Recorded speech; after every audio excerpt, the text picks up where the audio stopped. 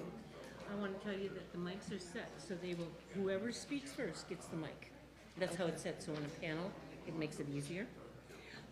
You can move your chair up if you'd Okay. like to, or you can be there, I don't care. Okay. And what we'd like to do is make sure that you're feeling comfortable with the mic. So you, let's just test.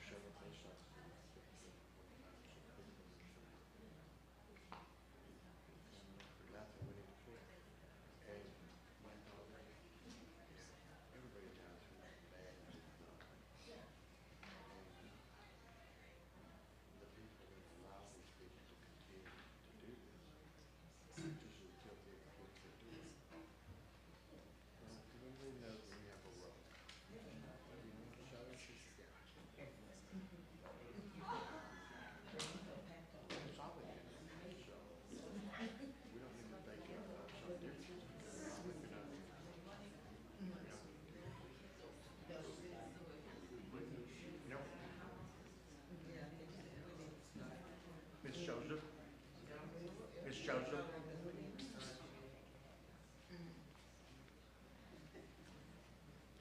Strike a pose. Gotta come closer, my camera won't see that far. Look at you. I've been loving you a little too long. Okay, Mama. Thank you.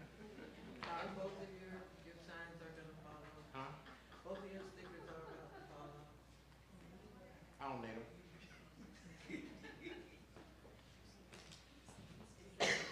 Down on my knees. So what do you do now?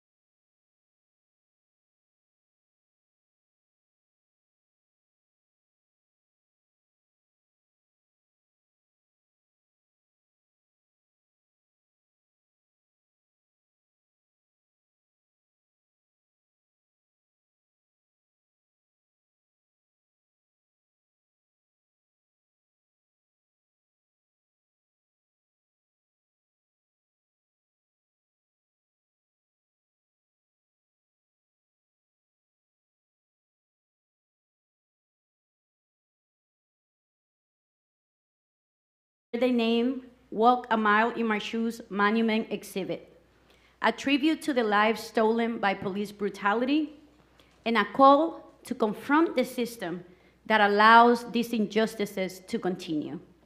This event is the result of tireless efforts by incredible organizations, Voices of Florida, who helped bring the monuments to life, the Minnesota Reentry program, led by Ms. Tracy Washington, one of the mothers that you will hear from later today, and by the PSL Tampa Bay, who stands firm in the fight for justice and liberation.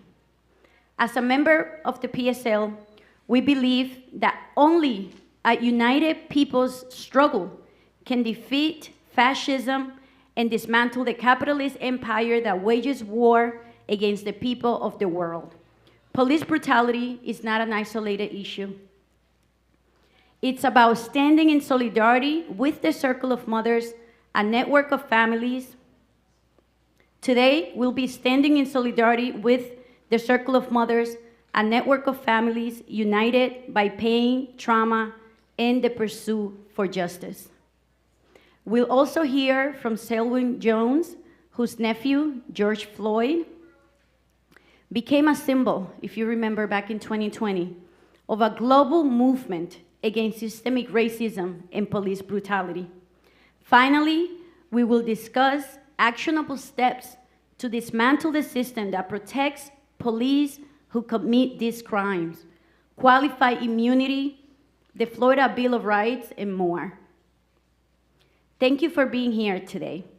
Together, we will honor their names, walk in their shoes, and commit to fight for justice.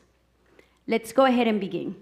And to get started, we will hear from Ms. Tracy Washington, the mother and now warrior who made today's event possible. It is through Ms. Tracy's tireless work that we are able to showcase the Say Their Names monuments for the first time in the state of Florida. So thank you for being here today, Ms. Tracy.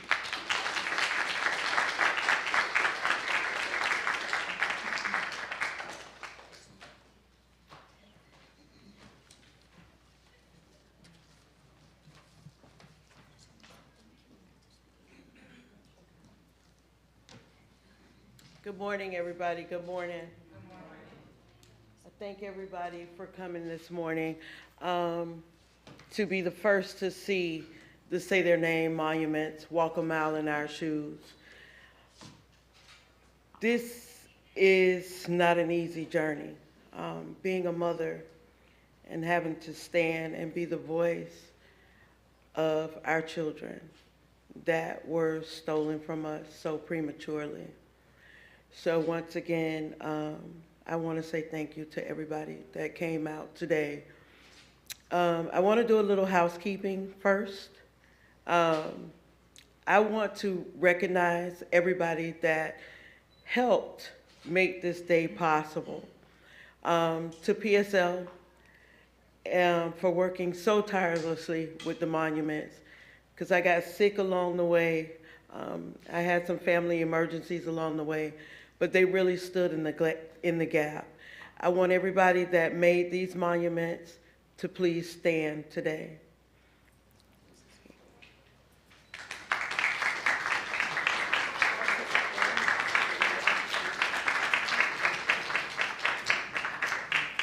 Voices of Florida also played a very influential part in the making of the monuments. I don't want to leave anybody out here. Nina, I want to say thank you so much to you for working so tirelessly to make this event come to existence. And just being there every step of the way, every day, the phone calls, the text messages, even though sometimes I felt like I was like, oh, but I just want to say thank you so much for everything that you have done to make this possible. And to Dale, Catherine, and to the shepherd of this house, I want to say thank you for the space today to make this happen. So I'll tell you a little bit about my story. On November 1st, 2023, my life changed tremendously. I got the worst phone call of my life, something that I had prayed that would never knock on my door. I was one of those mothers, and I would be one of the first mothers to admit that whenever I saw it on Facebook or whenever I saw it on TV, I would be the first to say, "Here we go again." And I would just scroll past it like it wasn't even happening. But then when it hit my front door on November 1st, 2023, at 2:19 a.m., my child was having a paranoid episode. He was going through a mental health crisis, and he ran into a Circle K in Palmetto asking for help. He screamed help so much. The store called 911, and the clerk that called 911, they asked for someone to come out and help. They didn't ask for law enforcement to show up with their tasers. But that's what happened. Within 19 seconds of arriving on the scene, after he was knocking on the window of one of the police cars, asking for help,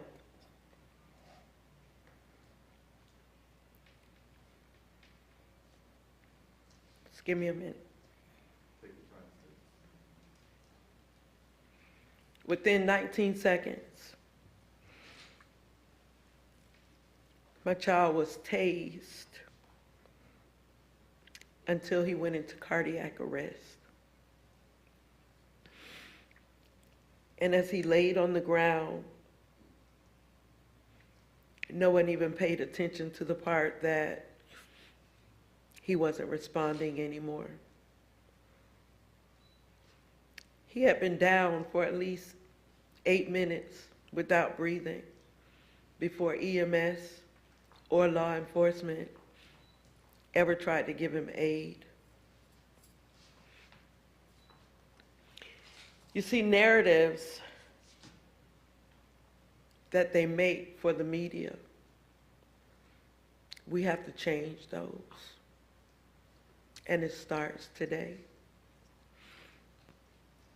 Because they give you a narrative that's a false narrative.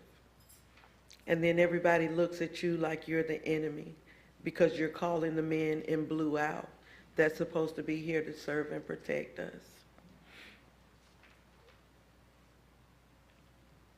But we do our own investigations and we start digging. And that's how we find out what really happens to our children. I'm not going to stand before you long today because today is one of my days that's not a good day. Because like I said, this journey is a long, drastic journey, and the pain is excruciating. But what I will say to you today, I asked everybody in this room to please stand with us. Stand with the other mothers that's here with me today, because we don't just stand for Breonte, we stand for all of our children. Because as we can see, they don't discriminate. You could be black, white, green, or purple. You could be a man or a woman. I waited until it was too late to want to help. But I'm here now. And I won't be silenced. I won't be quiet. I won't hide behind the curtain and pretend that it's not happening, because it is, and it gets closer and closer to your door. When my child was tased to death, I watched the body cam footage of a man that said that he's here to serve and protect us. He laughed and said he got a chance to use his new taser, and it felt so good to him.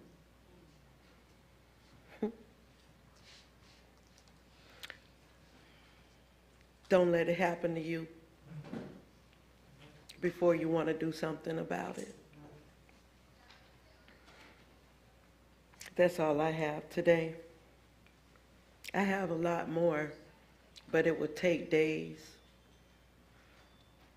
Don't listen to the narratives that you hear on the TV, because then people look at you differently because you voice it and because you tell it. You lose a lot of friends along the way. You even lose family members. But at the end of the day, I wear these shirts from the beginning to just remind me of how I didn't lose my mind, because I trusted God and I trusted the complete process, because I needed to know that I needed to trust God and what He allowed, because it's a journey. So I'll let you hear from other mothers and their stories, and you can see how the narrative stays the same regardless of where we live. We have mothers here from all across the United States today, and we have the uncle of George Floyd here also to tell a little of his story. And you'll see that the story never changes. Thank you.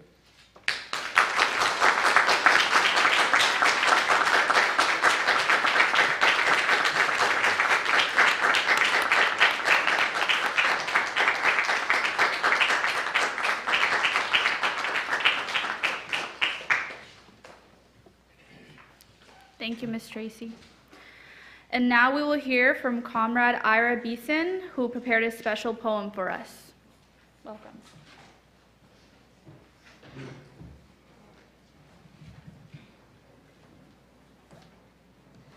I will be reading a poem by Audre Lorde, which is a litany for survival. For those of us who live at the shoreline, standing upon the constant edges of decision, crucial and alone. For those of us who cannot indulge in the passing dreams of choice, who love in doorways, coming and going, in the hours between dawns, looking inwards and outwards, at once, before and after, seeking a now that can breed futures like bread in our children's mouths, so their dreams will not reflect the death of ours. For those of us who were imprinted with fear, like a faint line in the center of our foreheads, learning to be afraid with our mother's milk. For by this weapon, this illusion of some safety to be found, the heavy-footed hope to silence us, for all of us, this instant and this triumph, we were never meant to survive. And when the sun rises, we are afraid that it might not remain. When the sun sets, we are afraid it might not rise in the morning. When our stomachs are full, we are afraid of indigestion. When our stomachs are empty, we are afraid we may never eat again. When we are loved, we are afraid love will vanish. When we are alone, we are afraid love will never return. And when we speak, we are afraid that our words will not be heard nor welcomed. But when we are silent, we are still afraid. So it is better to speak, remembering we were never meant to survive.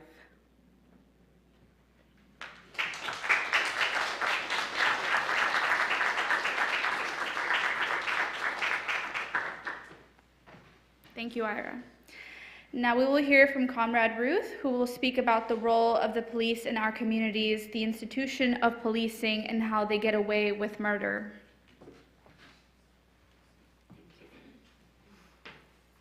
Thank you.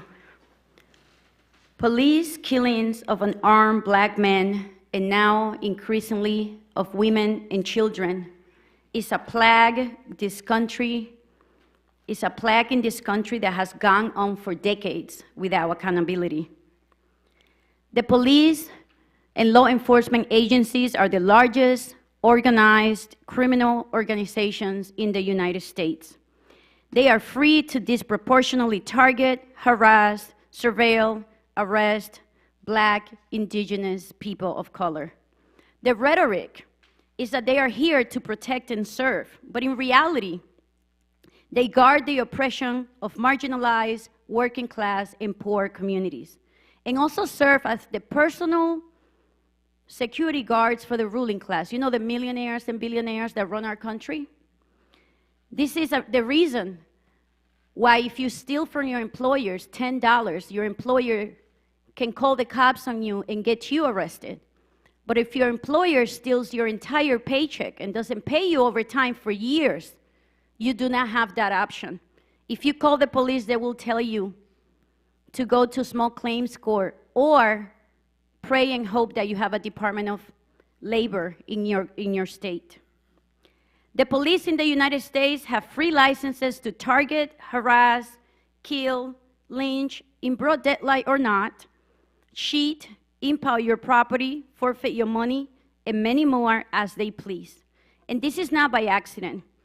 They are protected by the entire judicial system, including district and state attorney offices, sitting judges, police unions, the Federal Department of Justice, the FBI, Bill of Rights, and qualified immunity laws created by those in power, politicians, and the corporate media who make sure to promote their narrative while hiding the truth. And this is all to prevent us from ever holding them accountable for their crimes.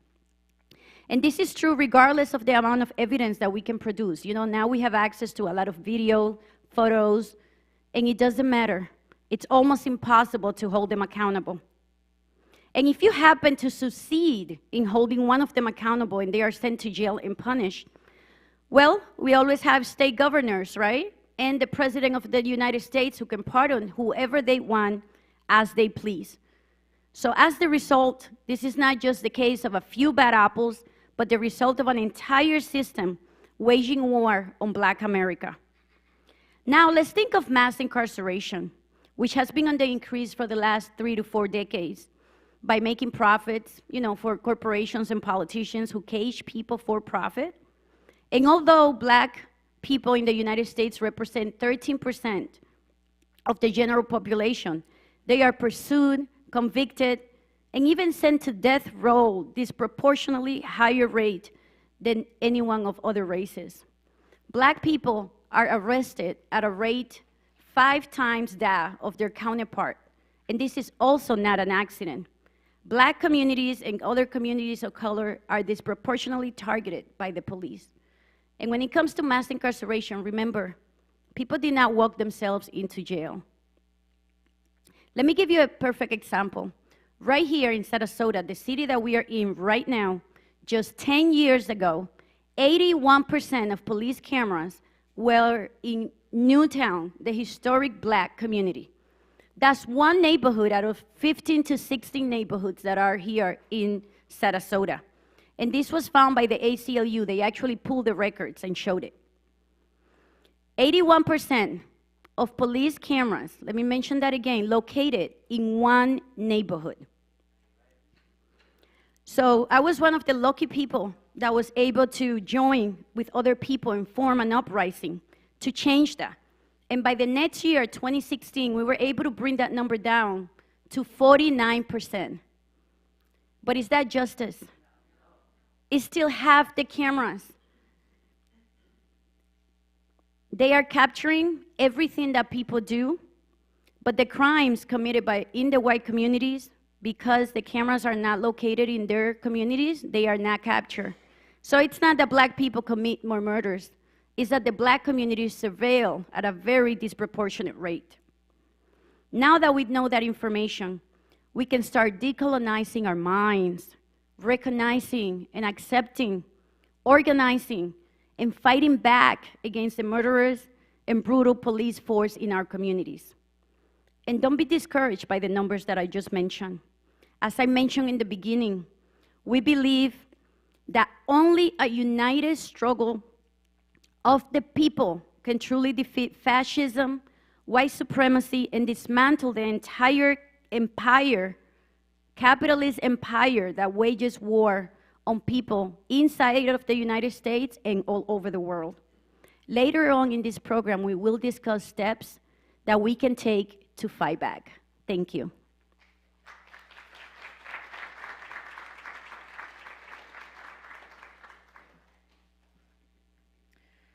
For the next session in our program, we will hear directly from several of the mothers impacted by police killings and police brutality. At the end of the session, the mothers will take questions, so please save them until the end. We have currently heard from Ms. Tracy Washington, mother of Reentry Johnson Davis. Yeah, if the mothers could come up now, please sit down here. And we will also be hearing from Desiree Davis, Reentry's stepmother. Please come up. Here's a brief description of the circumstances surrounding Reentry's murder. On November 1st, 2023, 36-year-old Reentry Johnson Davis of Palmetto, Florida, suffered a paranoia episode. Reentry went into the Circle K and police were called. The caller specified that Reentry needed medical help and that no one was in danger. Regardless of the information provided by the caller, police showed up and apprehended Reentry down the street after having left the Circle K. After Reentry was apprehended and was on the ground in handcuffs with 3 officers on him, a 4th officer showed up and unnecessarily tased Reentry within 20 seconds of getting to the scene, and without speaking with any of the officers present, the tasing sent Reentry into cardiac arrest. Reentry passed away the next day at the hospital. The evidence released to date raises more questions, including why Palmetto police officers muted the audio to all 5 body cams within 2 to 3 seconds of each other in order to suppress evidence. Body cam footage clearly shows Reentry was not a danger to himself or others, and that Reentry was not violent against anyone. Video also supports the fact that Reentry was unnecessarily tased after being apprehended by police and placed in handcuffs. The videos also show the killer cops laughing and joking, and one of them bragged about having the opportunity to use his new taser. The video footage is evidence that Reentry was mentally incapacitated and needed medical care. The killer cops were never placed on administrative leave, although all 5 of the cops acknowledged that their statements and interviews that Reentry was mentally incapacitated during the entire encounter. To this date, no independent investigation has been conducted on this case. None of the cops involved have been held responsible to their actions, and they continue to roam our streets to this date, posing a murderous danger to our communities. It is only a matter of time before they strike again. Please help me welcome Desiree.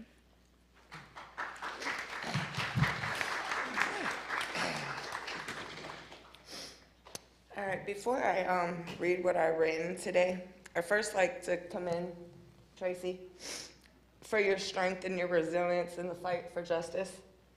I know Reentry is with you every step, and he is proud of your journey and newfound purpose. I truly thank you for always reaching out and keeping me involved. I really do. Okay, sorry. Good morning. My name is Desiree Davis. I am the bonus mother of Reentry Johnson Davis, which I've been a part of his life and upbringing for the past 20 years. From day one, Reentry has always shown me the utmost respect and kindness, thank you, asking me how my day was when he came over. Reentry has a sweet shyness about himself, as he loved my cooking, but was always shy to ask for a plate. I would say, "Tay, would you like a plate?" And he would say, "Only if you had enough." With this big family, of course I have enough. You never know who's gonna pop over. Reentry and his father had a very close relationship. so Tay was over our house just about daily. We would have uplifting and motivational talks where he would actually listen and apply what we talked about to his life. Like everyone, we all struggle in our own ways. He was struggling inside, but never showed it on the outside. You wouldn't know unless he told you, or you really knew him as a person and could tell when he was down, which wasn't very often. Everyone that met Tay always said that his smile would light up an entire room, which it did. His energy made all negativity disappear, and that smile will be surely missed. Until we see each other again, Tay, I know you are standing strong right beside us, and we love you and miss you. Thank you.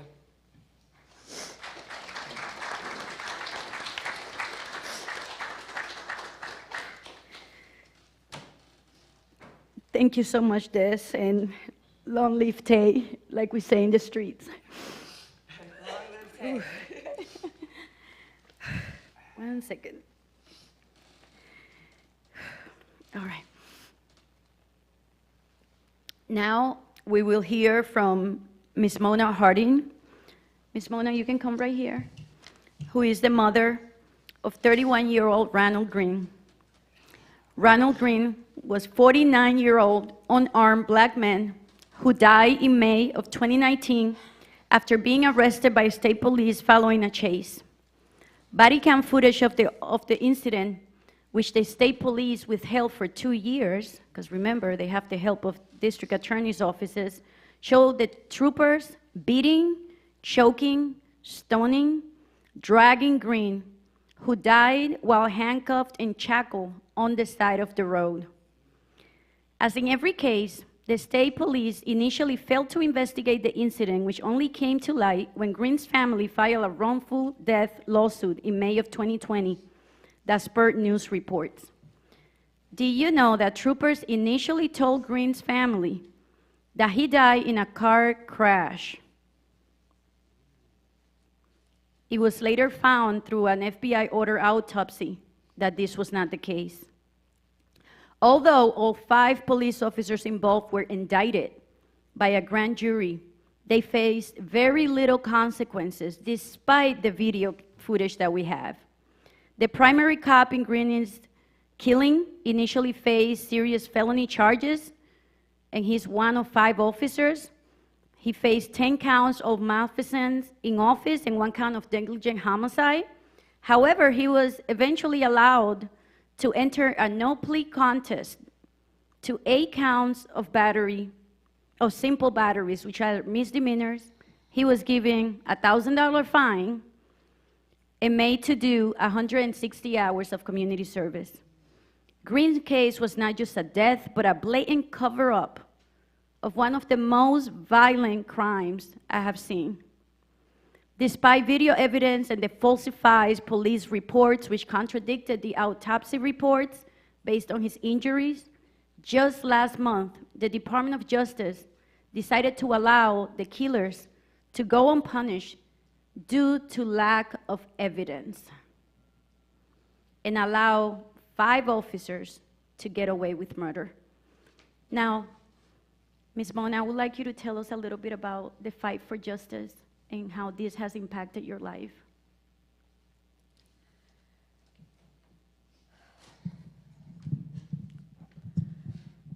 I really don't know how to express my anger without cussing, without getting so bent out of shape. There's no dignified way to get through this. This is such an ugly evil.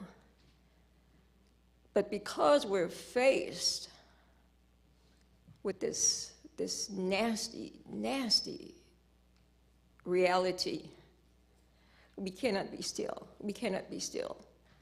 It's behind the circle of mothers. It's behind all of you, the boots on ground, the activists, the people that care, that keep us lifted to where we're able to do what we do. None of us will be still. The ugliness of Ronnie being killed, when I saw the video, I knew he wasn't going to get out of it alive. I said as much. While he was screaming out, "I'm your brother," I heard him say that to deaf ears, to those that, when you look at the video, they're washing their hands while Ronnie was dying. The narrative that he coded at the hospital, the narrative, all this is a lie. The narrative, they didn't even have a login of my Ronnie being there. The state of Louisiana is so corrupt. The state commission, the governor, the DA, the attorney general, every last one of them. They put such fire in me and my family to where we cannot be silent, and we will not. The anger, it's steady boils, the ebbs and tides of these emotions. It's behind this. You have to maintain some sanity in order to just push through and function. This is a horrific, horrific reality. And the most horriblest part is it continues. It's condoned killing. It's KKK throughout the United States, throughout the world. It's a genocide. And this conversation needs to be lifted. There's no way you can sugarcoat what you see. They're out there. They know no one's going to punish them for what they do. What happened to my Ronnie? You have the whole state of Louisiana overturning every stone to make sure these cops are promoted, they're retired. Even the killer cop that said, "I beat the ever-loving F out of Ronnie," when he died, he was buried with full honors. He admitted what he did to Ronnie, and they buried him like he was a hero. It was quiet. No one knew about it. We found out about it through people behind the scenes. And his wife is collecting big time. All this condoned killers, they're living high off the hog. The whistleblower that came forward and told us what goes on, he was fired, a black state trooper. He was fired. They kept all the killer cops, as they continued to do all of them. The intimidation that happens, what are we going to do besides talking about this? What do we do? What do we do to get the movement above their heads? Because this is a monster bigger than those who are at ground level. But I have complete faith in the fact that there's more of us out there who's going to move the needle. I always say I know this is going to be the year. I said that 3 years ago, and here we are going on year number 6 in May. But I still feel that no matter how much they're proud in what they do, they're protected, this will come to an end. It will, and I have complete, I just hope it happens in my lifetime. It's crushed my family, my children. No one knows how to operate. We just manage to function the best way we can, take care of our children, and that hurts the most. Our babies, my grandchildren, and what they know happened to Uncle Ron. My little grandson, he gets bullied. He gets called the N-word. And nothing's done to these kids that call him that in school. They want to suspend my little grandson because my daughter is taking action, but nothing is done to the kids who's calling my grandson these vile names. And this is Florida. This is Florida here. It's a nastiness. We just have to we just have to be present in our numbers, in our voices. There's no sitting down at this. I do my best to get some rest, and I get up, and every day is a productive one, because if it doesn't happen that way, you get stagnant, and there's no time to be still. We have to keep pushing through. I will say that I'm very proud of my family. It hurts me that my children are doing the best they can to get through this. And if it isn't for us who care, if it isn't for us who care, where would we be? Where would we be? Because it's not stopping.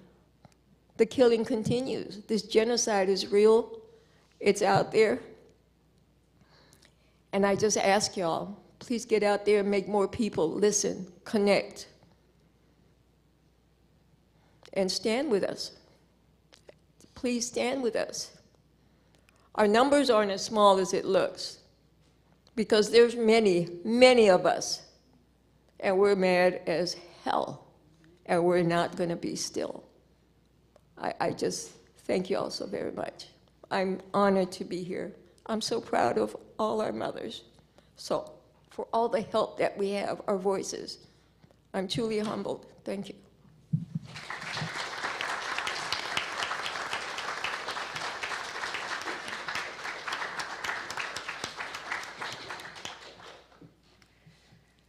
Thank you, Ms. Mona.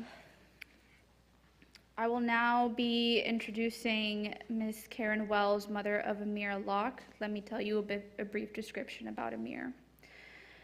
Amir Locke was a 22-year-old man from Minneapolis, Minnesota, known for his love of music, his vibrant personality. He was a beloved son, brother, and friend who brought joy to those around him. On February 2nd, 2022, Amir was fatally shot by members of the police SWAT team during a no-knock warrant raid on the apartment where he was temporarily staying. The police were serving a warrant related to a homicide investigation. Amir was not named in the warrant, nor was he a party of interest in the investigation. And yet he was shot in less than 10 seconds after the SWAT team entered the apartment.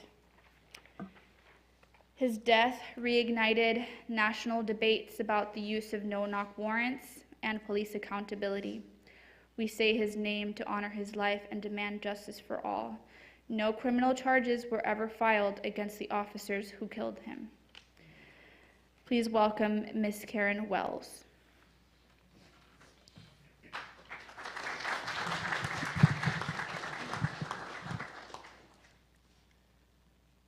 Like Mona said, and like Tracy has spoken, this is a fraternity that none of us ever expected to be a part of, and we don't want to be a part of.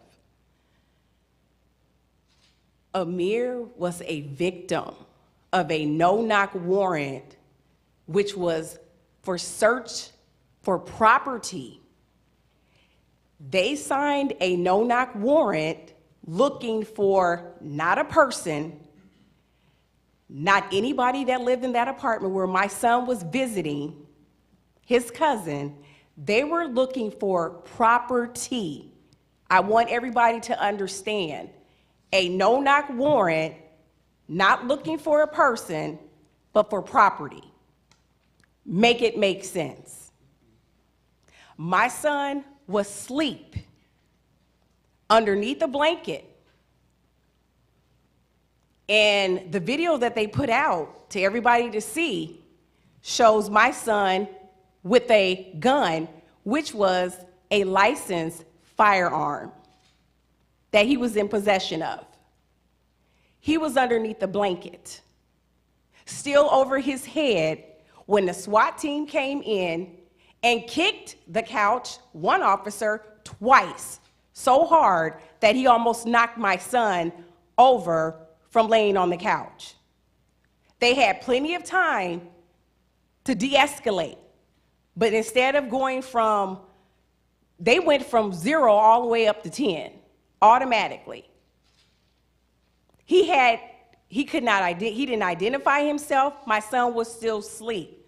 So picture yourselves right now as we speak. You're laying, how many of you have laid on a person's couch or your own couch and went to sleep with the TV still on? But then you wake up and you can't hear who's coming in because it's a no knock. So they have a key. So as you enter in, you saw a body laying up underneath the blanket, because that's how my son slept. And he was a very, very hard sleeper. He was one of the type where you can't yell his name, you can't say his name. You have to literally go up to a mirror and wake him up by shoving him. That's what we had to do when he was going to school, getting him ready for daycare, whatever. That's what we had to do. You can't just say, wake up, Amir, it's time to get ready. You have to actually shove my son. So imagine you waking up, you're startled, you're not understanding, and in less than 9 seconds, where he never pointed the gun towards anybody, he was shot over 3 times. So if you knew that somebody was up underneath that blanket, you should have took the time to wake my baby up. Murdered in his sleep, executed in his sleep. When you see tears on our faces, you see tears of sadness, but you see tears of anger. I am pissed off. I am mad. I deserve to be mad because my baby should still be here. Treated like worse than trash. Once our loved ones are murdered, y'all don't get to see what we see when we have to look at those body cam footages. They're not going to show you guys what they actually do to our children and how they make a mockery of their murders. And when they kill them, when they don't give them any type of aid at all. Why tie someone's hand behind their back after they've been shot multiple times? What type of threat can our children inflict on anybody? My son started an LLC called Saving the Youth. That's what Amir was about. A young 22-year-old that wanted to save the youth. But now, as his mother and his father, we have to take on and continue his legacy. It's not right. It's not fair. It's unjust. But when you silenced my son, you ignited his mother. And that's the mama bear in me. And as Mona said, they have killed not only our children, but an entire generation. Granddaughter doesn't trust the police. He has siblings, don't trust the police. He has aunts and uncles. We are damaged. Damaged goods. And why? Why is it not that they could not just wake my baby up? But there was no fear. When you're coming into someone's home at 6:48 a.m. in the morning and they're asleep, you are actually doing an legal break-in when you don't use the key. That's a break-in. You guys broke into that apartment that morning. Nobody knew you were coming in. If you're searching for property, all you had to do was knock on the door, and when they answered, say, I have a search warrant for property, not a person. I don't understand. Banning no-knock warrants will be one of the best things that they can do across the United States of America. It's not good for the police. It surely wasn't good for my son Amir because he's not here. And why? We already know because of the color of his skin. That's why he's not here. Because they knew that people of color lived in that apartment when they signed up to do the no-knock warrant. We are going up against an unjust system, and we're not going to stop until it's dismantled. We need to get rid of qualified immunity because it's an actual joke. It's a made-up thing for the police officers just to hide behind. But with all of us, and there's a lot more of us, we're not playing around, because you're not just going to keep killing our loved ones. Because the same way that everybody else has a chance to grow up and grow old and have children, that's what Amir wanted to be. He wanted to be a father. He doesn't have any children. He didn't have nothing, but he wanted to be a father. And that's upsetting because you don't understand everybody. When this is our problem, it is your problem. It's not just our problem. This is everybody's problem. You don't know what it's like for a mother to get a bone-chilling phone call at her job and say that your son has been killed by the police. To this day right now, 3 years going into later, I still can't comprehend that my baby is no longer here with me.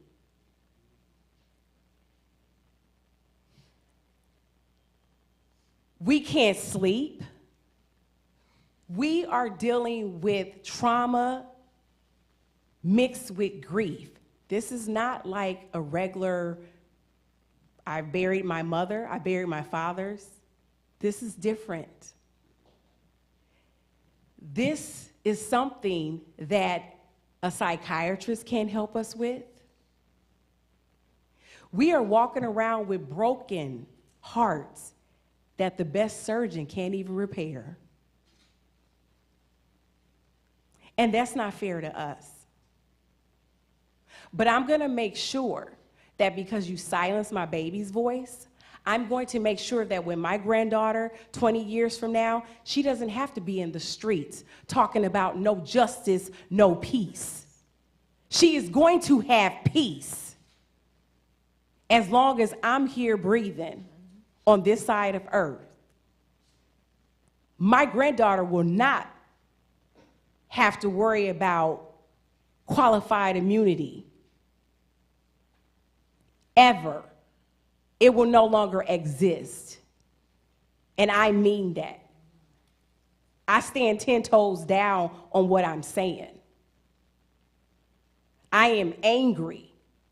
I am tired of turning on the news and seeing that someone that looked like Amir has been executed by the police. And the thing that gets me is we have cameras everywhere. So why is it that cameras work for everybody else when you do a crime, but it's manipulated when the police officers do a crime? So because of that, we have documentaries now that will be coming out about Amir. The Amir Lock, No Knock, No Charge documentary will be coming to a city near you. And it's going to be filled with the body cam footage of what they did to my son. So they won't be able to hide behind it and hide behind the lies anymore at all. And like Mona said, when she says the KKK, well, technically, yes, the police department originated from the Slave Patrol. There's a documentary called Sound the Police on Hulu, which features Amir, and that's what it talks about. From slavery up until 2022, they're still utilizing the same police practices and getting away with it. So instead of wearing your white hood and your white robe, they now wear a gun and a badge and hide behind the color blue. Modern day policing at its finest. So Like I said, we're not going anywhere. We're not going anywhere at all. We're not. And if you have a voice in your city, you need to utilize your voice and stand with the families. Call your local congresspeople and let them know. Ban no-knock warrants. We actually got the law passed in Minnesota in May of 2023. Governor Walsh signed off on it, that they won't use no-knock warrants in the state of Minnesota. So our voices are powerful and our voices will be heard. We're not just out here, we want all forms of justice. That means laws passed to protect people that look like us. There's laws out there for everything else, so we need to be protected. We need to make sure that our loved ones are protected. You can't run in America while being black. You can't eat in America while being black. You can't sleep on a couch while being black. You can't drive your car while being black. You can't call 911 while being black. What are we gonna do? We're tired of talking. What are we gonna do collectively as everybody? Because right now, if you turn on the news, you see that the police is getting reckless. They killing people that look like them. Because when you're used to being embedded into a mental where it's like we can get away with whatever we want to do, well, guess what? You become reckless and you don't care who you kill. So just remember, I once was like Tracy, where I was like, oh, I never thought that it would hit my doorstep. So everybody in here, just remember, especially if you look like a mirror, you have a target on your back, but then also it could come to your doorstep as well. So young people, and I'm speaking to the young people, you are our future and you have a voice and you need to use it. And stand up and make sure you do everything that you can to utilize your voice. One thing that we do have, some people may not have a lot of money, but sometimes I'm telling you right now, when you have a voice, it's more powerful than any denomination of any dollar amount. Your voice is very powerful. They would rather not take your money, but instead take your voice. And as you see, that's what they're doing. They're taking their voices. They're taking away the future. Like I said, Amir had goals. Amir wanted to create generational wealth. Amir wanted to help the young. Amir wanted to just change the world. That's what he talked about. But the way that he's going to change the world is in his death. And he's still working and he's still moving. And I can't stop. I just can't. I can't let it go. Like I've told them, I'm not going anywhere. I'm not going to shut up. I'm not letting in. I'm not giving up. And there's times when I get tired of, I'm tired of talking. Because when I go home, I'm going to go home to a dining room table with an empty chair. You don't know what it's like when you get a phone call.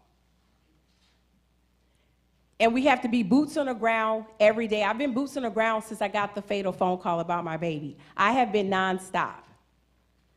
But what's heart-wrenching is when you have to contact an insurance company and they think that that it would be, I thought that they would be calling about me. My son was supposed to bury me. I was not supposed to be burying my 22-year-old baby boy. I'm a mother of 2 sons. You don't know what it's like to get on the phone call and have to tell them that I need to call regarding my son's insurance policy because he was executed in less than 9 seconds by the police. Gut-wrenching. Did I rush to make the phone call? No, I didn't care. I let a few months go by. Why? I don't want to call. Do you know what it's like to actually go and pick out the last outfit for your child? Because you're never going to see him ever again? That's what we go through as families. Have to go shopping to go and get an outfit because that's the last time that you're going to see them. It's not right, and it's unfair, and it's unjust. We are not asking you to stop killing us. We are telling you that you're going to stop killing us. Do your part and make sure you stand with these families.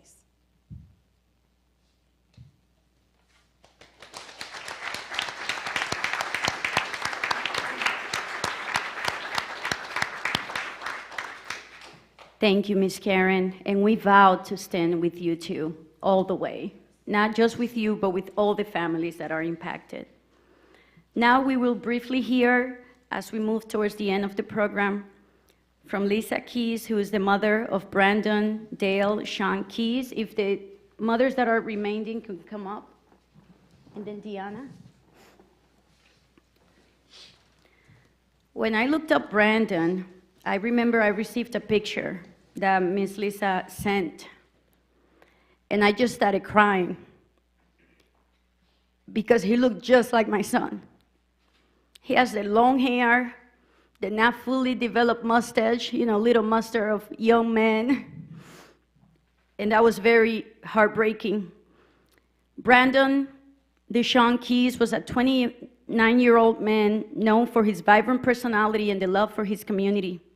He was a devoted father, son, friend who brought joy to those around him. But on July 4th of 2023, he was fatally shot by law enforcement during a mental health crisis and a confrontation. And his death raised many questions about the use of force during mental health crisis and the need for accountability in policing. We say his name to honor his life and demand justice for all. The National Alliance of Mental Health estimates that at least half of over 1,000 people that are killed by the police every year actually have a disability, including mental health. In a country where millions lack health insurance, many people with mental health illnesses go untreated for years at a time. Ms. Lisa, please tell us a little bit about Brandon and what he meant to you and who he was, for those of us that did not know him. Hello. I just want to say thank you to all of you for showing up today. Thank you to Miss Tracy for her beautiful vision and for seeing it all the way through to fruition. Thank you to my sisters, my comrades up here with me today, some whom I have just met. But as soon as we meet, we understand each other and we have each other's back. And thank you for saying Brandon's name when I couldn't.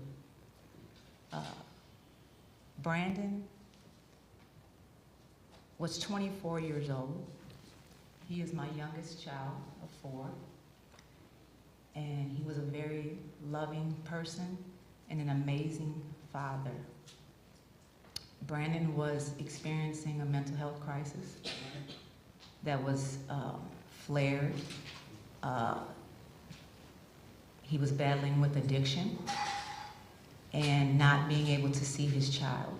He hadn't seen him in several weeks, and it caused him to break down. He had never been away from his child for that long. His son is now 6 years old and was the love of his life. Nothing meant more to Brandon than his child. Brandon was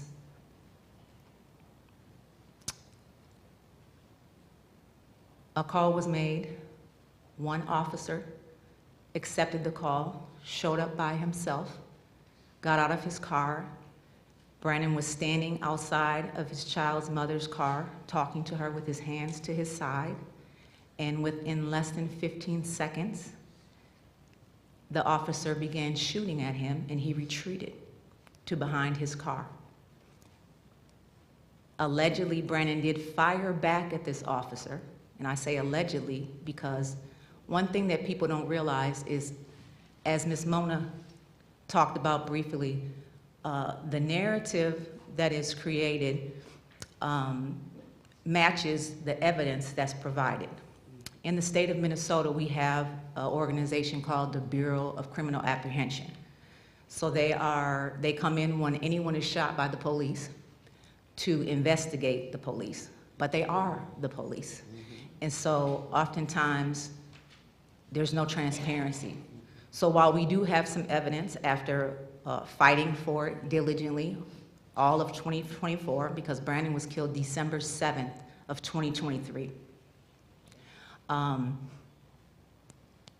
So we do have some of that footage, but because of the Alliance of Impacted Families throughout this country, I have heard 50 to 100 stories of how the information that's provided to you is not the real story of what actually happened that day. And I have been very reluctant to speak out about what I do know happened that day until very recently. Because oftentimes the victims here are villainized so that you don't care what happened to them. They deserved what happened to them. Law enforcement, the justice system does not have the right, the police don't have the right to be judge, jury, and executioner. We have due process of law in this country, and they deserve their day in court if they, in fact, committed a crime. This officer, within less than 20 seconds, when Brandon retreated behind his car, shot at Brandon. They say that Brandon shot back. He ducked beneath his car, and when he came back up, the officer shot him in his forehead one time and executed him. Brandon did not receive any aid. It took over 7 minutes for him to receive aid.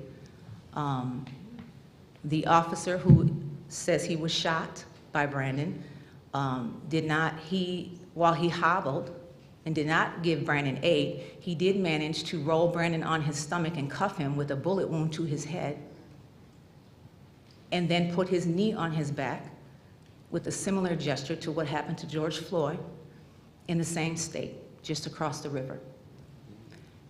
As my friend and comrade Karen said, you don't know what happens and what they say and what they do after they kill our loved ones, and what we have to live with.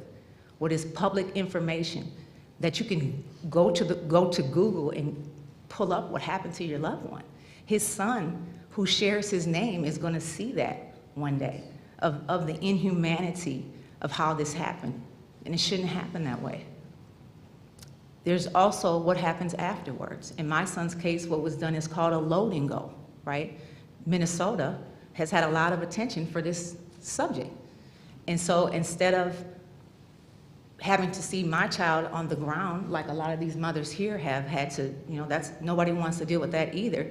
They decided to take him to the hospital and pretend like he was still alive, and then have us sit there for 5 to 6 hours being interrogated by the BCA to see who we are, and saying that they're saving his life, and ran up a $130,000 medical bill and charged it against his estate within 3 days of this happening. So we want to just bring awareness to what is actually happening. This can happen to anyone sitting in this room. Like the other mothers, I was someone that, when I saw a story on the news, I wept, I prayed, but I didn't get out in those streets and take action. And so now I'm forced to do it. I'm forced to get out here and talk about the things that are affecting our community. Addiction is a community issue. Domestic violence is a community issue. All these things have to be addressed because they're all part of the problem. It's all related. Gun violence, without police in front of it, is still gun violence. Police gun violence, they're all related. And it's people like you that have a willingness to listen, to become educated. But I challenge you today to take what you have learned and what we have shared with you home. Right? Use your talents, your gifts, your resources to bring awareness to this. Talk to the people that you love and that you know, and try to help them understand that this is something that if we don't do something about it now, there's gonna be more of you calling us. This is not a race thing. It's a fact that this happens to people, indigenous, Black, BIPOC, everyone. This happens to us more frequently, but this is happening to everyone. This has to do with the integrity of the police officers that are showing up to these scenes and their intent. Their intent. The officer that executed my son, he came there with an intent that day. He came there to accomplish something, and he did it. This is not the first time that he's been involved in a shooting of a civilian. He had a case 8 years prior. If justice had been served at that time, then maybe my son would still be here. Since then, he's been involved in another shooting just in November of 2024. So he's back out on the streets, and that means we're not safe. And I will do everything I can to make sure that he is no longer out here being a public safety threat. Their job is to protect and to serve. They take an oath to do that. And that's not what happened to my son. My son's name is Brandon Keys, and I thank you all for your time, for being here.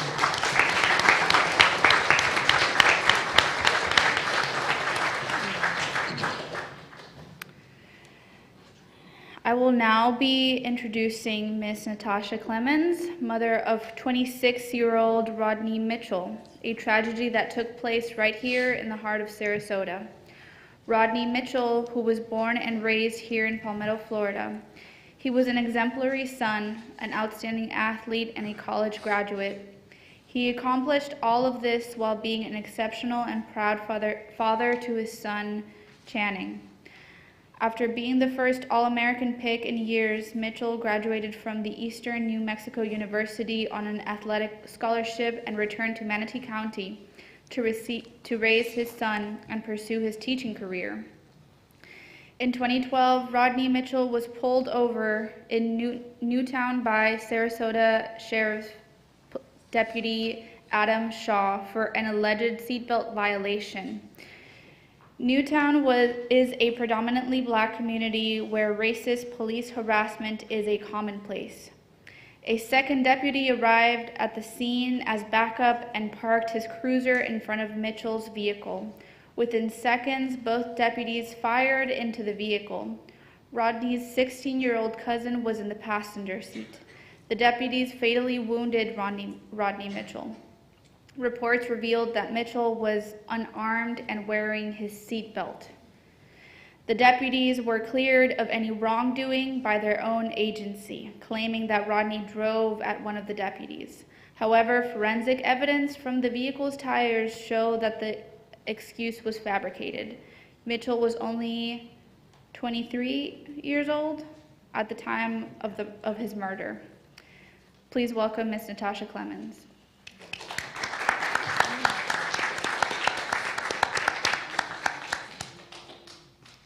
Good morning, everyone. Again, my name is Natasha Clemens, and Rodney Mitchell is my son.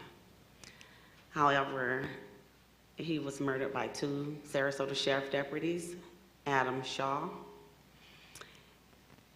and for no apparent reason. He was actually driving my car. They were going in opposite directions, and what ended up happening is that the police decided they would make a U-turn.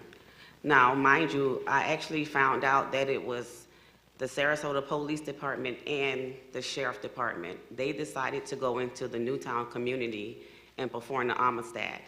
So that meant that they would go in and arrest as many Black people as they could.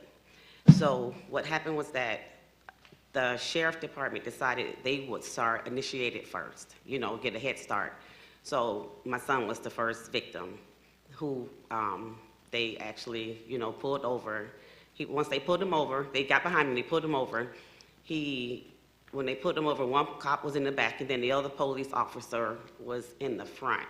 So they basically barricaded him in, not knowing who he was. He was in my vehicle, so they had no clue who he was. So he was informed to put the car in park. Once he attempted to put the car in park, one police started shooting. So once the one police started shooting, then the other police shot him, in his head, execution style. In the meantime, the car actually went across the interstate, the highway, which caused the accident. My nephew was in the car with them. He was able to get out of the car, run across the street to my sister's house to get help.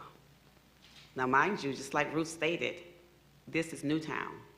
There's cameras everywhere. So where are the cameras now? Let's make it make sense.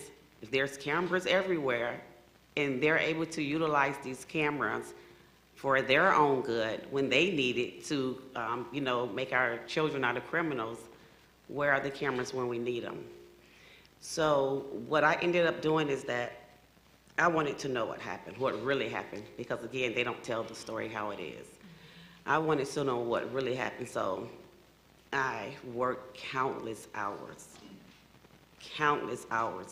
and I hired my own investigation team.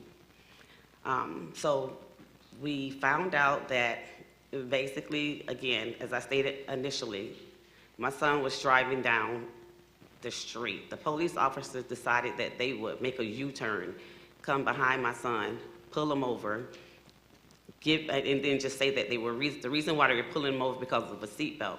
Okay, so if he had his seatbelt on, why is it that he's dead? So they tried to tell me that he didn't have his seatbelt on. So I said to them, you're talking to the wrong mom. I don't care to talk to you. So, at the time all of this was going on, I realized, because I'm a nurse, there was no help, no ambulance, no nothing. So, I'm like, well, where's the help? Where's the emergency? Why isn't he receiving any help? Well, that's what they do. They leave our children to die so that there wouldn't be any witnesses. But unbeknownst, there was a witness, which is my nephew. He was 16 at the time. So now, being that there's a witness, now they have to get rid of that witness. Now they consider him armed and dangerous. But at the time, they never knew. And I'll tell them now, I was his protection. They was not gonna kill him like they did my son. So they decided to put this capious warrant out on him. Whenever you see him, just kill him. They have to get rid of the witness. So now what happened is that his mind is just messed up. He's lost his mind because he basically witnessed his role model, his father figure, his cousin, be executed right in front of his face. And so, my son has a son he's now 17. I only had the 2 children, Rodney Mitchell and Brandy Gordon. I am here to stand. I will not stop. I can't be stopped. Can I see a show of hands? I have a question. Can I see a show of hands? Who has children? Who has children out in the audience? No children. Do you want children? However, how would you feel if this happened to you? You wouldn't know what to do. So I'm asking you all, don't turn the other cheek. Don't stroll past the newspaper article or something on Facebook and you see someone has lost their kid through violence. Take a stand. Because the way I feel about it, if you're just turning the other cheek, you're just as guilty as the officers that committed the crime. Because there is no way in hell, excuse me, God, I would never, ever, ever not help my sister or my brother. There's no way that I would sit back and know that these things are happening. We did not wake up today and say, okay, I'm gonna be black. No, this is who we are. And we are not asking for respect, but we demand it. Our money spent also, we are who we are. We are part of this country as well. So I'm asking you all, please, if you don't do anything else, help us. Thank you.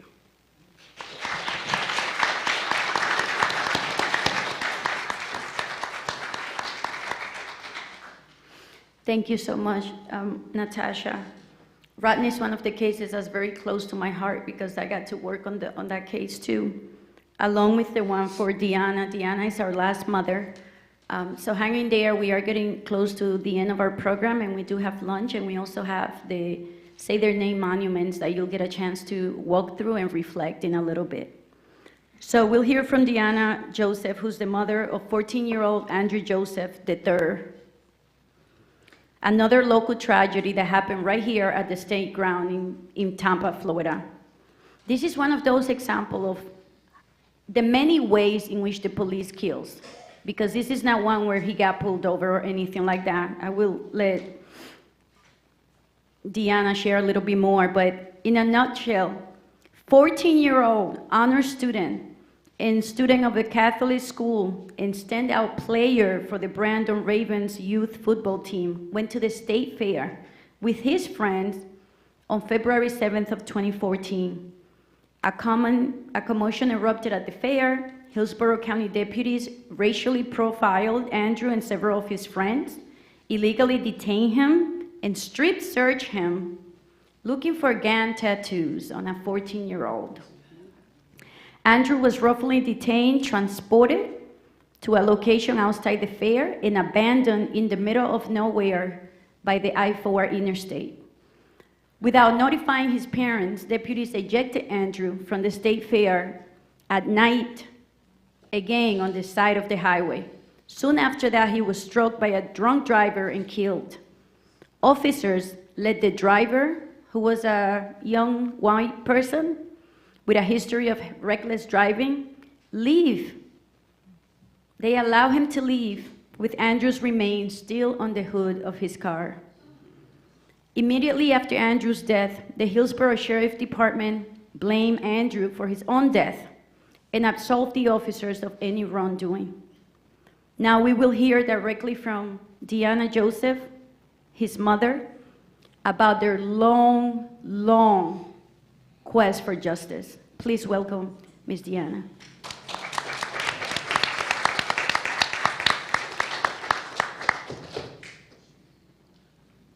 When I tell you about the wretched state of violence that invokes our community, and Ruth tells the story of Andrew Joseph III, which is my son, I don't speak of my son in past tense. I speak in the presence. He is my son. And when we went to the Florida State Fair, and we saw this atrocity of violence on Black bodies, of Black children, we knew without a doubt that it was time and beyond time that action prevails. So it was necessary that policies and procedures be amended. And as regular parents, you would think, we're parents and we're having to help these people make safe practices and procedures for children who attend school-sanctioned events. Not only dealing with the grief of our son, the earnest responsibility was on us to protect other children, other families, other mothers and fathers and loved ones from ever having to suffer the tragedy that our family had suffered. And in all of that, you don't get name recognition for your contribution. But we know without a doubt it's because of Andrew Joseph III that children now receive a phone call home if they're taken into police custody. We know without a doubt that it's Andrew Joseph III's death that sparked the change needed in our system, in our society, whereas now you no longer look at our children as just those poor little Black children, but you look at them in the lens of they deserve to live just as any other child. And you see the families that have spoken to you today, and they have shared and poured out their hearts, reliving the most traumatic events of their days. telling the stories of the gut-wrenching moments of their lives in which they knew devastation and heartbreak. You see, it's not easy to relive these stories. It's not easy to come back to that day when your life was ruined and you began to serve a life sentence for a crime you did not commit. You see, because living in this space and wearing these shoes is a life sentence. A life sentence that nobody comes back to save you and asks, how are you doing? And how can I help? And what can I do to support you as you walk this long and gruesome journey? You see, when we say their names, it is a form of resistance. When you look at these monuments and you see the eyes of our children, and you see the names of our children, let their spirits speak to you, because this is our sacred duty, because the dead cannot speak for themselves. So it is incumbent upon all of us to speak for them. And that's what you see here today. The voices of mothers, the voices of family members coming together. We cry together. We laugh together. We organize together. Because we know at the end of the day, it will be us organizing ourselves and keeping the memory of our children alive for generations to come. You know, we say that we don't want to have another family have to go through what we're going through. But sadly, there is more families that come behind us.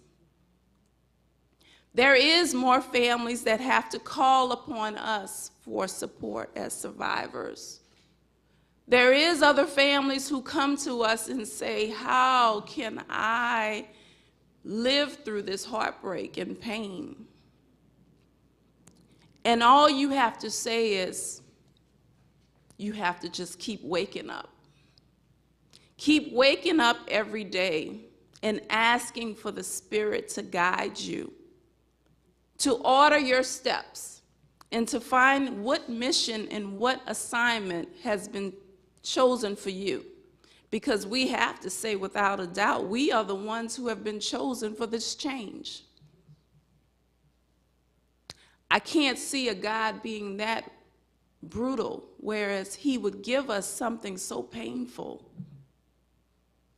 and deliver something so gut-wrenching, whereas not a mighty work to come behind it. Because this is a mighty work. It is a heavy load. It's a bitter pill to swallow. The Andrew Joseph Foundation, which we co-founded after the death of my son, has been a mission-driven work. A mission-driven work I never asked for. And if you had asked me, I would have said, I want to just bake the cookies and write the thank you cards. But instead, I'm having to sit center stage, speaking and motivating and empowering and pushing and working on legislation and creating policies of change and writing books and survivor guides and meeting and guiding and talking to people. You see, I don't have to talk to you and tell you how heavy that is. You can pretty much imagine based on the weight and brevity of what was discussed in this room. But I would want to say and implore to you that what are you going to do with this information that you received today?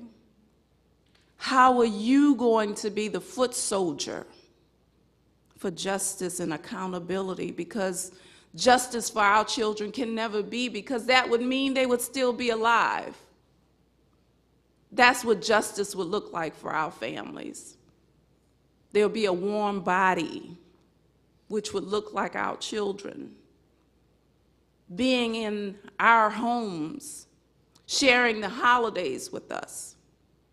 That's what justice would look like, but we'll have to just settle for some semblance of accountability. And it took 8.5 years, by the way, for some semblance of accountability to be granted in our case of our son, Andrew Joseph III. Because you see, Andrew, in all of his glory, he beat qualified immunity. Andrew Joseph's case was one of those cases that was able to go to trial and have 2 weeks of a jury looking and reviewing the cases when the officers, the Hillsborough County Sheriff Department officers, fought tooth and nail, appeal after appeal, asking for immunity. And on those 3 different occasions, they lost. And I say it again, they lost.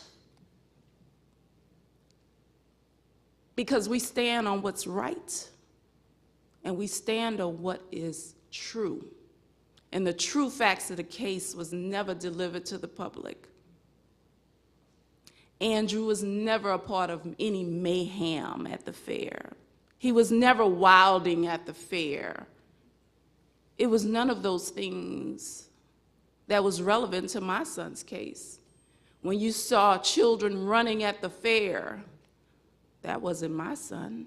That was some footage they found in the archives to trick you, the viewers. Because I know what I raised, and I know what I brought into this world. And Wilding was not one of those people. So I say to you today, when they say, don't believe the narrative, I say, don't believe the narrative nor the hype. Because at the end of the day, we fight to win, and when we fight, we do indeed win. Thank you.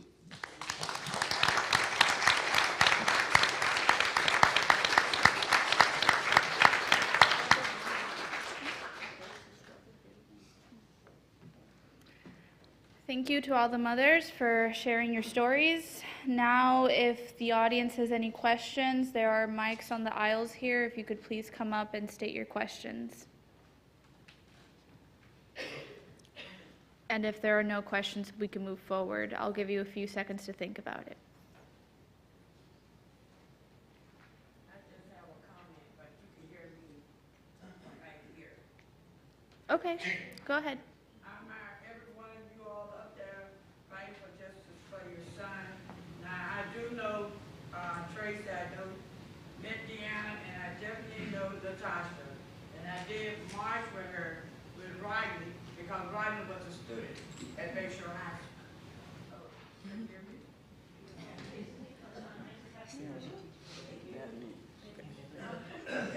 Hey, Miss Betty Lou. I don't have my glasses on, but I knew that voice. Okay. Well, I believe I used to be a cheerleader during my years in high school, so that's why I have a lot. Well, cheer, girl, cheer. Cheer. I really admire you all, but Tasha, when she had to march for her son, I came down to Sarasota, and he really was a good student at Bayshore High School. That's where I work at as a guidance clerk.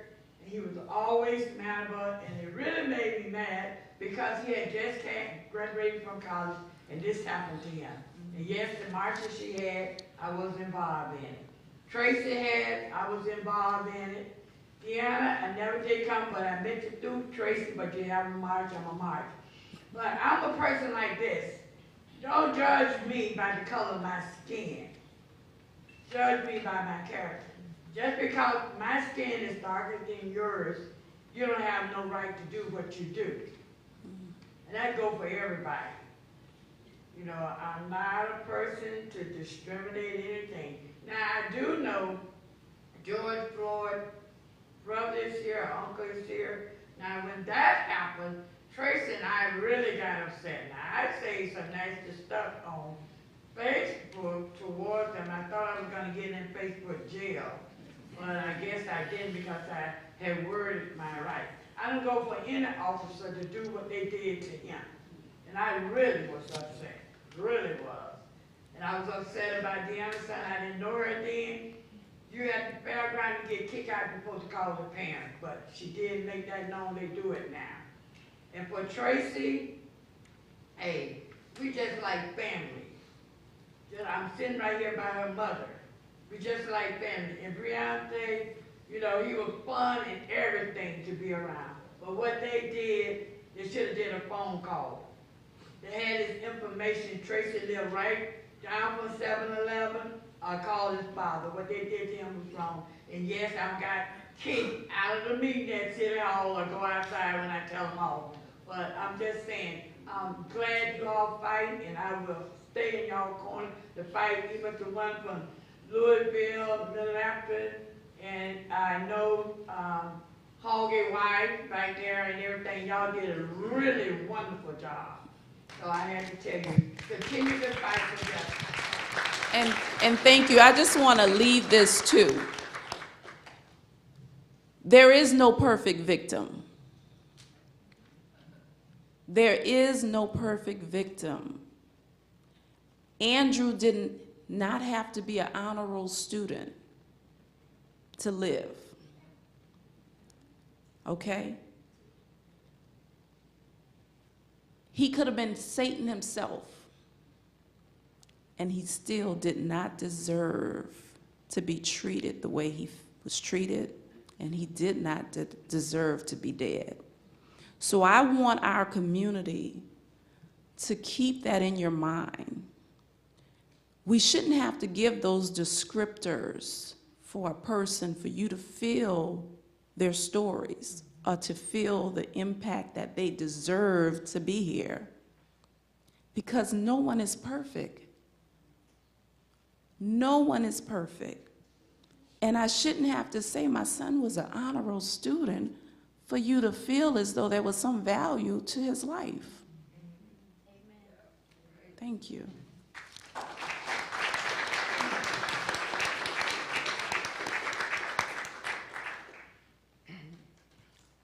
Good afternoon. My name is Sharon Tripp. I am a licensed mental health counselor. And sitting here, I'm thinking, my question is, what as a mental health counselor can we do to assist you? You want me to go first with that? Sure.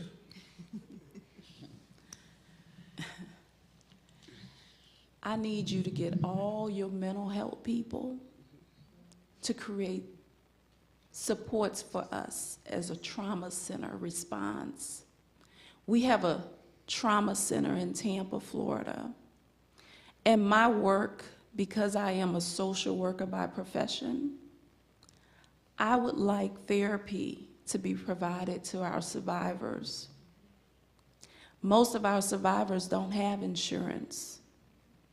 If we can think of a grant proposal that can provide those payments to the clinicians, that would be great. Secondly, we want help in applying for PTSD as our diagnoses and getting our disability benefits. Because oftentimes we can't go back to work. And there is short-term disability, but sometimes the employers and the jobs that many people have don't have those benefits. So it's a twofold response, and if you're able to help, we can talk, beyond this meeting and this moment to see how we can get those things set up. Because what I say is, there is a cancer center for people with cancer to go to. When you're burned, there is a burn center for people to go to. But when you're dealing with this, there is no place for you to go. You have to hold this on your own and seek some type of spiritual something that you might have lingering that your grandmother told you about. You got to go pulling for that old Negro spiritual something to get you through. But in essence, everybody don't have that. So as a mental health professional, If you can get some people together, healing sessions, retreats. When I call clinicians, they want money. I'm like, we ain't got no money. It's poquito over here, poquito. Okay? So if you can help us with that, that'll be greatly beneficial. Okay, thank you. And I would just add to that, you know, my son was executed during a mental health crisis, and part of my own testimony is the mental health crisis that I went into as a result of that. And the amount of energy and effort that it took, and the phone calls and the begging and the pleading to get help. A lot of these mothers were able to be out here fighting for their child. I was fighting for my life to have a will to be here anymore. And so I would encourage you to have, to any spaces and places that you have access to have conversations about within that network of people volunteering their time, right? Of educating themselves about this particular thing. I'm in a couple of grief support groups, but there's not a grief support for this. There's not grief support groups for this.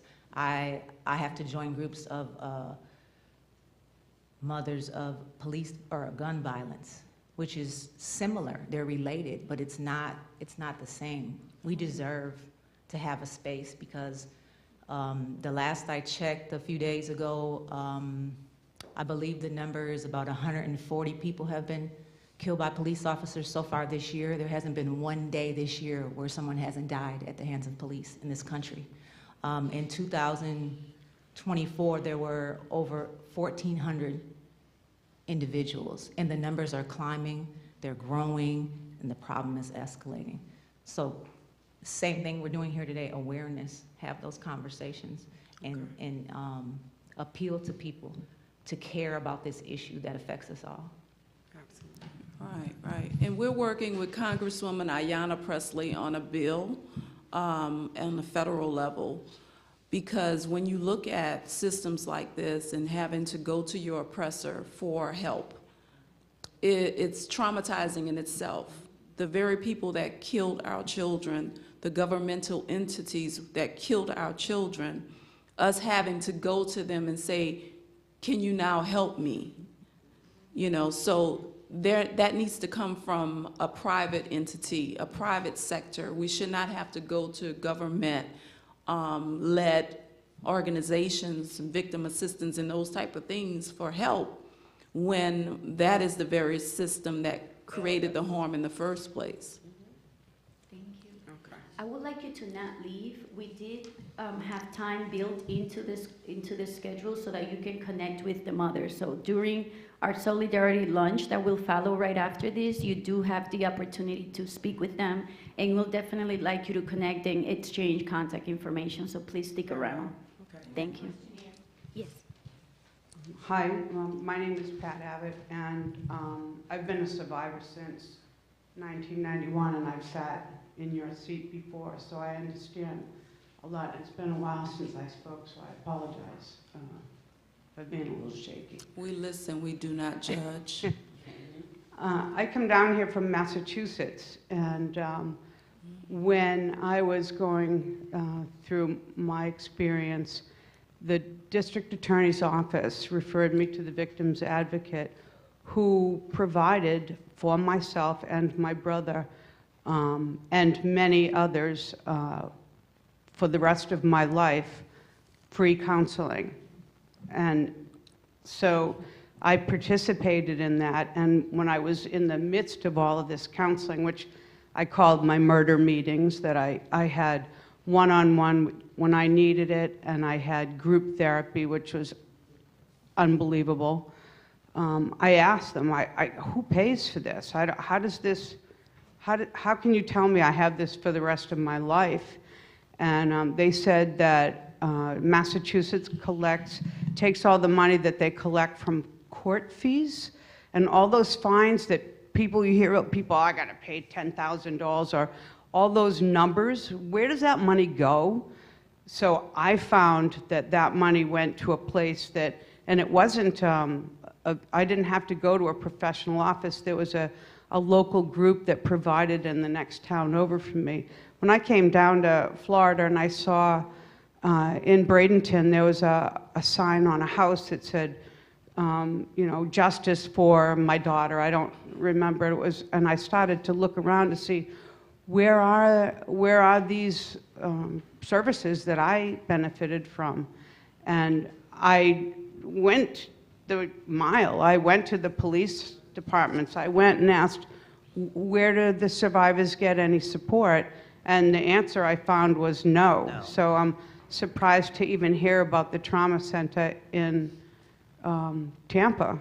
But that's something we had to create for ourselves. Indeed, and perhaps, I mean, then you ask, well, maybe there are grants, but maybe, you know, the Massachusetts model is something to look at, because I know it's true because I used it. So I just thought I would bring it up. And also, too, with that, most of our cases, the officers don't get indicted. They don't get charged.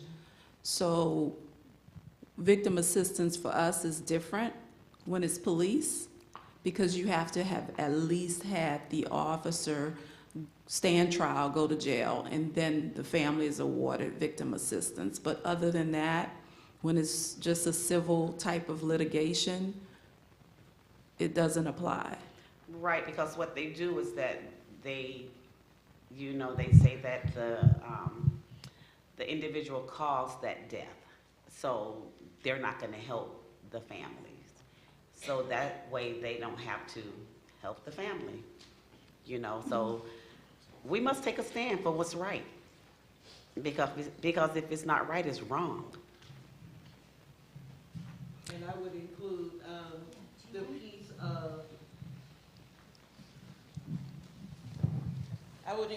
piece of, we don't get grants for police brutality. We don't get sponsors for police brutality. If we're lucky, we have people like everybody in this room today that's here to listen to our stories. And if someone is so kind or so generous and they see the programs that we have made, like Deanna says, we've made for ourselves, that's how we get some of our funding, from donations, of just generosity from philanthropists that believe in the cause. But most of the time we don't find those philanthropists that believe in the cause, because they're still protecting the men in blue. And it's also part of my difficulty, Minnesota, because of the murder of George Floyd and all of the resources that came into Minnesota as a result of that. There are many programs that exist on paper out there, but one of my requests was to have a therapist that looked like me, that understood the behind, the backdrop, the pressure that my son felt as a 24-year-old black man in America. And so that's why I had to spend so much time trying to find a therapist in my area that looked like me. So that's part of it too. That's another thing where we need more help and assistance. Because it goes with what Deanna said about the, we don't want to talk to anyone with the government about what's happening. We don't trust any part of that process on a personal level, right? On a legal level, on trying to make change, yes. But in terms of the whole system that's in place, that if one part of it doesn't happen, this can't continue. So there's a lot of gatekeepers and there's a lot of complacency, and that is why we're in the situation that we're in. And just look at the case notes. In a sense, I remember one mother saying she went to their therapist, but meanwhile, because that therapist was being paid through the government, her case became compromised because everything she was telling the therapist, it became part of a court record. And can you imagine being in a session where you can't be your true self because you're wondering if something's going to be leaked that's going to help or hurt your case? you know? So it's always a compromising position when you're inflicted by state-sanctioned violence. The violence is just so relentless, and it's not contained into one area. It spills over into your home being surveilled. It spills over into your children being profiled and being stopped unjustly. It spills over into every aspect of your life. Whereas it's like, I didn't even do these people anything. They did me the harm, but yet I'm still here suffering from it every day. So I can't press it upon you enough to understand the magnitudes and level of how this system is so wretched in its approach to victim families. You know, I remember someone asking if we needed security to be here today. And that was just like, security? That would just bring us all into a spiraling of re-traumatization, seeing police surrounding this place as we're sharing what we've shared here today. Because police, we don't believe, can keep us safe. And in essence, it's gonna always be the community that keeps us safe. The neighborhood watch, your neighbor, looking out for you. That's what keeps you safe, and that's what builds community. So that's what I want you all to have as a takeaway from this moment. You know, we may not have this room full, but we have enough of you that's able to speak this and educate your people that you do come in contact with. So it's incumbent upon all of us to do something and not just listen to these words and see this as a sad occurrence of some people talking about their dead children. But it needs to be something you move your feet and talk about this in the best and most powerful way you can, okay? Thank you.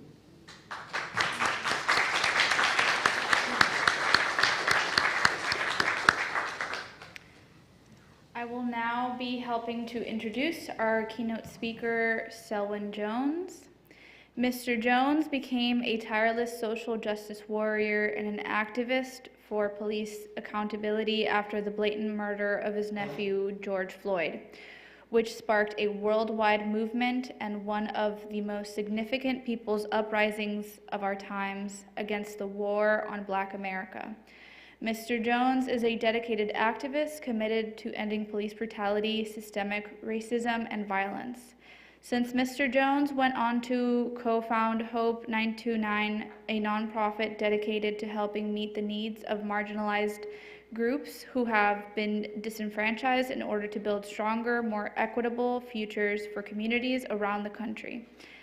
The organization provides people-focused seminars and workshops, as well as offering programs and transitional resources for individuals coming out of incarceration, and expanding the partnerships with groups to serve as a clearinghouse for houseless communities.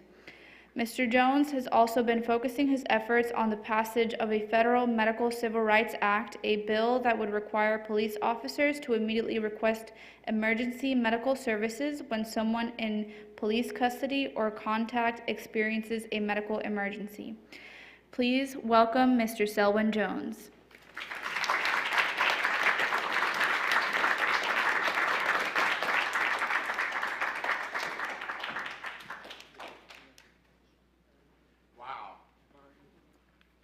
Do I stand? Do I sit?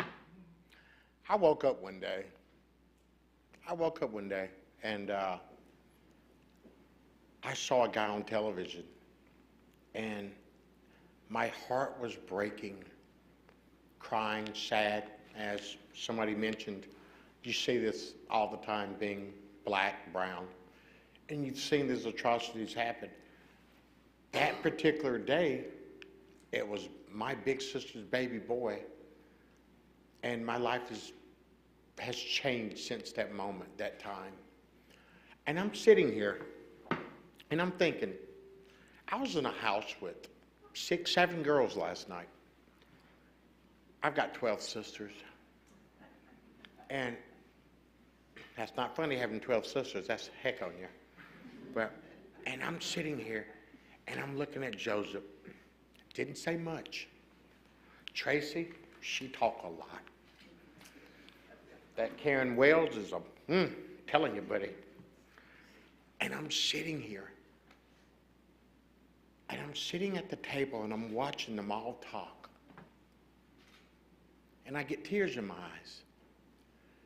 Because we're all talking about their babies that are not here anymore because somebody decided that they had to be judge, jury, and executioner because of a mental health crisis, because of just pure hatred, because of the color of one's skin. That's the reason why we're here. 1, 2, 3, 4. I can't count. I got a 6th grade education. But I see 9 people up here. Maybe I'm wrong, maybe I'm right. We've all gone to funerals. They all watched their babies on their last ride. Why? Because of one's color of one's skin, because of a certain neighborhood, because of somebody's had a bad day that they thought that they would have inflicted upon one of these babies. I don't want to be here. I'm sure you don't want to be here, but we're here because of a reason, because this is how we get change. Without communication and conversation, there's no change. Without, you coming to mess with the mic again? I want to give it a little bit more power. Leave me alone, lady. I'm so sorry. Okay, let me have it. I just wanted you to have Okay, more power. okay. Thanks for interrupting me. I like that. I have learned how to laugh. I have learned how to make myself joyful. Because what I see and hear every day, I've gone to over 100 funerals in the last 5 years. I was in Salt Lake City, Utah last week, having these same conversations with 29 beautiful human beings. And guess what we're talking about? Death. The death of their babies. As somebody said earlier, Christmas dinner, birthdays, holidays, there's a missing chair at the table. These young ladies fight for things that they can never get back. I fight for something I can never get back. I tell people all the time, I don't fight for George Floyd. I fight for all these other young ladies that nobody never heard their story, because their stories need to be heard all the time. We need to holler and scream. Police brutality is a bad thing. Gun violence is a bad thing. Racism is a bad thing. And we need everybody to help, because let me tell you, when I go back to the house tonight with these crazy women, we'll sit and we'll talk. Somebody owes me some fish. Not calling no names, Tracy Washington. She owes me. I came from South Dakota where it's 10 below zero. Thanks for letting me get warm. You know, we'll sit and we'll have these conversations. How do we create change? We need everybody's help. People that are, that doesn't look like me, that doesn't look like any of them. Have you noticed? Got a color scheme. Whoops, got a color scheme going here. That's the sad part. Look at the color scheme. They all look like me. They look like you. We have got to somehow or another reverse the mindset of things that's been happening for hundreds of years. How do we do that? By having these meetings, by having these conversations, to see these ladies' faces. Because I'll tell you the truth, I got a funny looking suit, man. Look at here. Yeah. I shouldn't have this funny looking suit. They shouldn't have shirts to indicate who they are and why they're here. You know, but we do, because we know we have to keep hollering, we have to keep screaming, we have to keep meeting for these things to happen. Somebody mentioned, you know, it doesn't matter how many people show up. One's enough to make a change. I always say my words are dream, breathe, deliver. They had a nightmare. We've all had nightmares. This is the deliverance. This is what we have to do. We have to deliver this message to all of you so we can somehow or another change what happens. We'll never get what we search, but if we can help somebody else to not to have to go through this situation, that's what we do this for. I didn't want to come here from South Dakota to talk to y'all about people not being here, but I did. I'll be someplace next week having the same conversation because somebody got killed or murdered by somebody that was supposed to protect and serve. And all I'm saying is take this as a lesson. Oh, I almost slipped. This poo-poo happens way too often.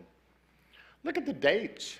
These are all have been in the last 8 years, besides Miss Joseph. Think about that. There was over 1,700 people that got killed last year. There was more people killed in the last 5 years than the 5 years before my nephew. Wow, it seems like it would have, that shocked the world, didn't it? It seems like it would have slowed down.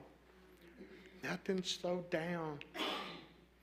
You know, people's hearts and people's decision-making processes have not changed in over, what do y'all figure, girls? Last 200 years? You know, cameras, video cameras. One of the reasons why we're here now, as Miss Joseph saying, as Miss Wales say, get knowledgeable, get educated about what you need to do to take care of your own situation. A lot of people don't know how to fight for themselves. That's the reason why we got crazy people with crazy purple suits. It's lavender, by the way, anyhow, that come to Florida to stand here and make a stand. Please, because you don't say anything, don't mean that it's okay. If you see any kind of racial injustice or anybody disrespecting or taking advantage or any atrocities happen, it's okay to say no. It's okay to say don't do that, because this is the only way this happens. I hate this. I literally hate this. Think about it. I woke up one day. All I did was wake up. And I seen the worst thing in the world. As somebody said when they saw the video, I waited for my nephew to die as everybody else. When you saw that video, you're thinking, this guy's he's not gonna make it through this. If you had a heart, that heart beat. That heart beated a word? Anyhow, it beat for change. So help us continue, show up, help us fight, help us make a difference. Because once again, we can't get any of these back. They're on a screen. Look at that big ugly rascal. Look at the nose. See the family resemblance? You know, look at there. I have to look at my big sister's baby boy. Changed his diaper. Now I have to look up here. Because he's dead. Because Derek Chauvin decided that he would be judge, jury, and executioner one day. Just please help us. Help us fight. Help us make changes. Because this ain't cool. There's nothing good about death. There's nothing good about injustice. Look around. All these ladies go home every night, and guess what they say? I miss my baby. I can't feel. I don't know how to feel the way they feel. A mother's son is her first true love. A son's first true love is his mother. Look here. Got a lot of hurt people. That's going to be hurt forever. As I said, thank you, Sarasota, for letting me come down here and enjoy your warm weather. Wish I could have came on another occasion, but listen, take what you've heard today and think about it. change only happen if y'all help us. Because we're fighting. We're always going to fight. Thank you.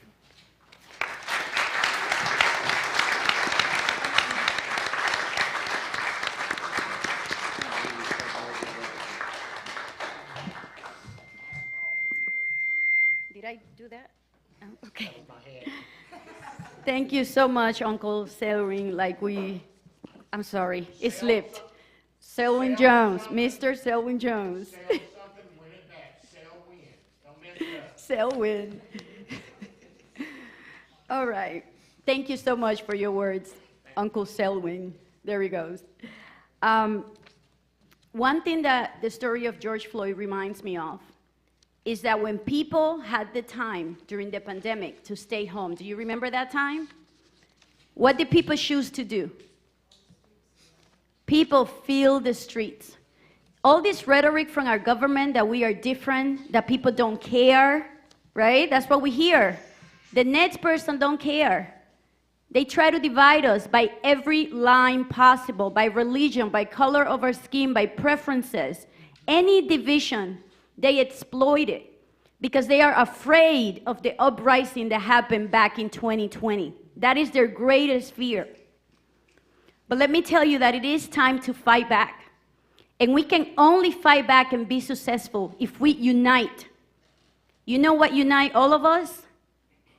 Tell me one thing that unites all of us. Regardless of our nationality, of where we were born, of our gender, of our preferences, of our religion, the one thing that unites all of us is that we are the working class. We work for a living. And when you think about it, in those terms, we are no longer alone. And not only are we not alone, but we are also the global majority. So think about that when we think about creating communities. We need to fight back by believing in our hearts that we not only can fight back, but that we can also win. And once we believe that, we can take action. Let me remind you that it took strong, united movements to destroy slavery, to destroy Jim Crow. It took the masses of people uniting and fighting back. And it's really the only thing that has proven to be successful when fighting for liberation. This was the case when the time of slavery, 300 long years. Could you imagine if you're a year number 70? Can you just imagine the resiliency that it took? But they continue to believe that if they fought back, eventually it will lead to freedom. That was the same case during the apartheid in South Africa. The same case when it came to ending the war in Vietnam. You remember what ended that war? It was the people. The people came out to the streets in the numbers. And the same thing happened in the 60s through the civil rights movement, when many civil rights were gained. It is only a people's movement that can defeat oppression and destroy the system that's killing us. And once we destroy that system, we can create a new system that is based on providing for the people so that we can live lives of different quality. And we can end police brutality and the murdering of innocent people and officers that get away with it on a daily basis. Another world is possible, my brothers and sisters and neighbors, but we have to create it.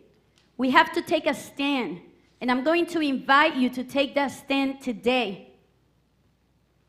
Promise yourself to find an organization that you can be a part of, to support local organizations that you have right here.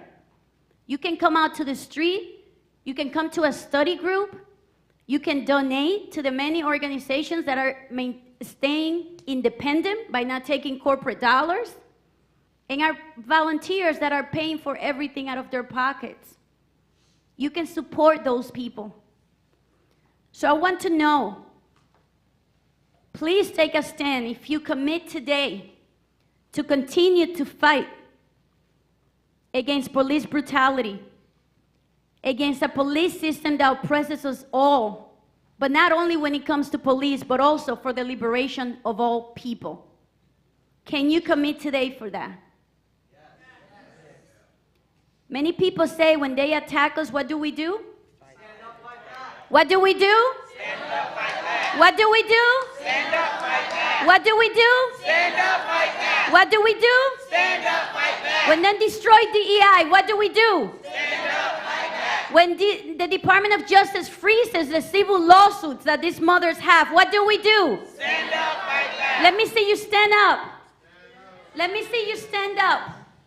Today, we all commit to live revolutionary lives where we are not just bystanders of our lives, but we are active participants in the destruction of this system of oppression, where we are active participants in creating that new world that we all deserve, that our children deserve. Do you commit to living revolutionary lives? Yes. Do you commit to that? Yes. As we are standing here, I want to take an invitation to everyone that helped with the monuments. That includes PSL Tampa Bay, Voices of Florida, individual community members who helped make these monuments possible. And you will take a look at the monuments in a few minutes as soon as we finish here. Please come to the front right here. Bex, Gabby. Yes, I'm looking at your side. PSL, please come forward. Don't be shy. Our volunteers, all three of you, gentlemen. Katie.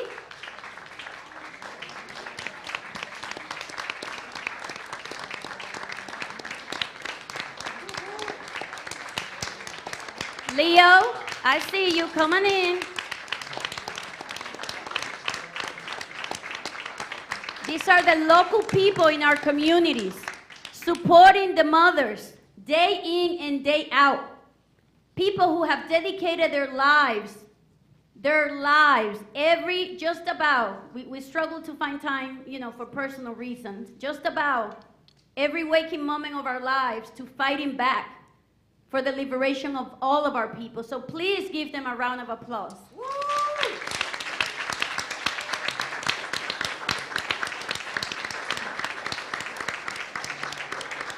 These are young people with many skills.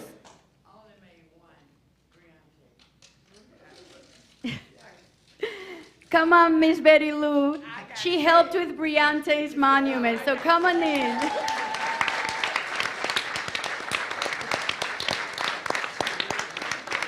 So make sure that going forward, you are supporting the organizations that are doing the work in your communities. Again, come out when you can, donate when you can. It's a great help. Printing, signs, everything is pretty expensive, and we struggle to put together every penny to make this possible. And if you have been inspired by today's work, by this event, and you would like to be part of the young people, if you don't want to just look at them, but you say, I'm going to be one of them, I invite you to come to the front today too. I see many young people here. We can live inspiring lives because... Can old people stand up there? Yes, old people come and stand up here. My apologies. Yes, come on forward. Come on forward and commit to the struggle. Come on forward.